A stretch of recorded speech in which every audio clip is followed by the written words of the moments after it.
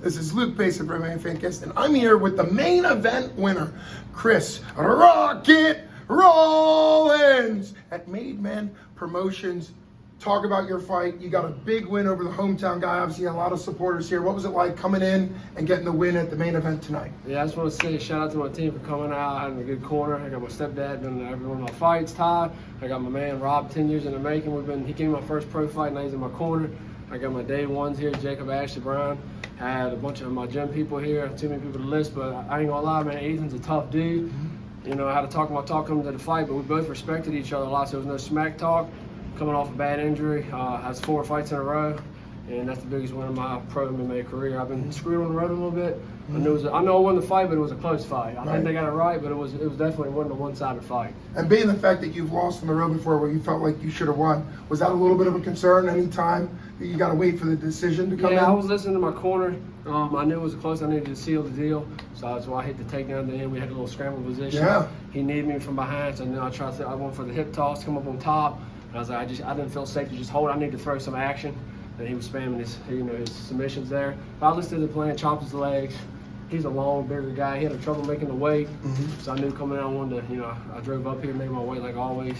But the crowd, for real, when I got in there and he was walking out, that's the most hostile environment I've been in. I've been 13 states fighting. Yeah. That was a big fucking win. He's a gangster. Even out to the day Diaz's academy trained I had, we're cut from the same cloth. But I've always been a dog, but now I'm smarter. I can set traps, I can listen to stuff. Like I got in the cage and they were yelling, and I was like, well, when you get in there, I'm going to yell. You're going to give me a thumbs up and if you can hear me and don't look. Chris! And I thumbs up and he looked and I said, we're locked, we're ready to go. There you go. Well, we had talked in the pre-fight interview about the fact that this was your 19th pro MMA fight, plus you've got amateurs and boxing and all that. Yeah. But you're looking good. You're looking like you're improving. You're 34 years old. Well, where do you think you're headed in your MMA career at this point? Like I said, I'll fight anybody, anytime. I gotta be smart. I'm coming off a bad injury. I have 4 fights in a row, won 5 out of my last 6. The one loss was a decision on the road to a guy in the UFC named Brandon Marat.